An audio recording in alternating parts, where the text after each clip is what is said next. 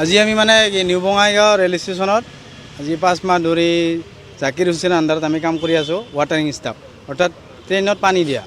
কিন্তু আজি আমি 5 মাহ ধৰি কাম কৰি আছোঁ, প্ৰতি মাহতে আমাৰ পইচাৰ খেলিমেলি, মানে সময়মতে আমি চেলাৰী নাপাওঁ, আমাৰ যিখিনি প্ৰাপ্য পাবলগীয়া সেইখিনিও আমি নাপাওঁ। আৰু ফেচিলিটিটো কিন্তু বাদেই দিয়ক, আমি কোনো ধৰণৰ ফেচিলিটি পোৱা নাই, মেডিকেল ফেচিলিটি পোৱা নাই, ছেফটি শ্বু পোৱা নাই, সেইবিলাকতো আৰু আছেই, কিন্তু আমি ন্যূনতম আমি চেলাৰীখিনিও সঠিকমতে পোৱা নাই। আজি যোৱাকালিৰ পৰা আমি লাগি আছোঁ চেলাৰীৰ কাৰণে, আজিলৈকে নিশ্চিত দিব পৰা নাই যে পইচা কেতিয়া হ'ব। যাৰ কাৰণে আমি আজি কৰ্মবিৰতি পালন কৰি আছোঁ, অৰ্থাৎ ৰাতিপুৱাৰ পৰা 6টাৰ পৰা আমি কাম কৰা নাই। কিন্তু আমাক দুখৰ বিষয়ে আমাৰ DME ছাৰ অৰ্থাৎ ৰেলৱে যিটো ডিভিজন মেনেজাৰ আছে, সি আমাক আহি যিটো কথা ক'ব লাগিছিল আমি এইটো আচলতে ভবা নাছিলোঁ। সি আমাক ভালদৰে বুজাব লাগিছিল, লেবাৰ হিচাপে আমি হয়তো বুজি পালোঁ হয়, সি কিন্তু আমাক বেয়াকৈ বেয়া ব্যৱহাৰ কৰিছে। সি আমাক ধমকি দিছে, অৱশেষত আমাক RPF লগাই আমাক ষ্টেচনৰ পৰা খেদি দিছে। আমি এইটোৰ ক্ষেত্ৰত খুব আমি দুখিত। আমি লেবাৰ হিচাপে যিহেতু আমাৰ চবৰে পৰিয়াল আছে, আমি কম পইচাত আমি কাম কৰি আছোঁ আৰু এই পইচাৰে আমি পৰিয়াল চলাই আছোঁ।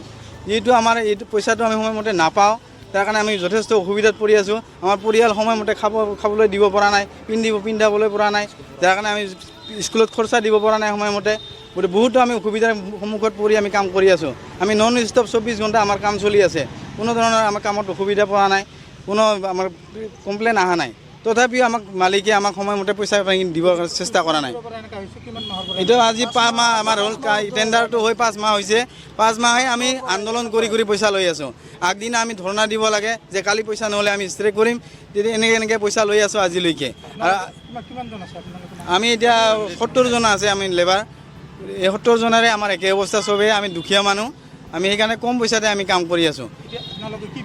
আমাক এতিয়া পইচাটো আমি সময়মতে পাব লাগে, যিখিনি আমাৰ ন্যূনতম মজুৰি সেইখিনি যিখিনি আমাৰ ৰেলৰ হিচাপত দিয়া আছে স্কেল হিচাপত, সেইখিনি আমি পাব লাগে আৰু সময়মতে পাব লাগে, আৰু ফেচিলিটিখিনি আমি সম্পূৰ্ণ পাব লাগে। আৰু লগতে আমাৰ DME ছাৰৰ কথা আমি বিশেষকৈ আমি দুখ পাইছোঁ। সি আচলতে নিৰপেক্ষ হিচাপত আমাক চাব লাগিছিল।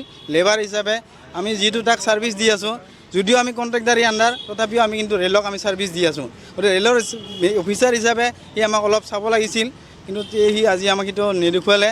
আমি তাৰ কাৰণে খুব দুখিত। এতিয়া আমি এইটো স্পষ্টকৈ ক'ব নোৱাৰোঁ যে DME ছাৰ কাৰ লগত আছে। আমি এইটো লিখিতভাৱে জনোৱা হৈছে, আৰু আজি নহয় আমি আগতেও জনাই আছোঁ, কিন্তু DME ছাৰে আমাক কোনো ৰেছপঞ্চিবিলিটি দিয়া নাই। তাৰ কাৰণে আমি খুবেই দুখিত।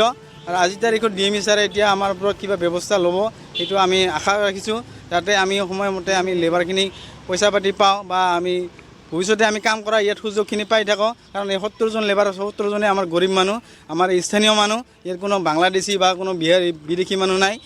স্থানীয় মানুহখিনি হিচাপে আমি যাতে কামখিনি ইয়াত পাই থাকোঁ, সেইখিনি আমি DMEৰ ওচৰতে আমি আবেদন ৰাখিছোঁ, আহ্বান জনাইছোঁ ADMEৰ ওচৰত, যাতে সি আমাক আজি যিটো ব্যৱহাৰ কৰিছে, হয়তো আমাক কালি কৈছে যে কালিৰ পৰা তুমি কামত নাহিবা। এইটো আচলতে আমি মানিব নোৱাৰোঁ, কাৰণ আমি ইয়াৰে মানুহ হয়, ইয়াৰে মানুহ কাম নকৰি ক'ৰ মানুহ কাম কৰিব। গতিকে আমি এইখিনিয়ে ক'বলগীয়া মোৰ আজি।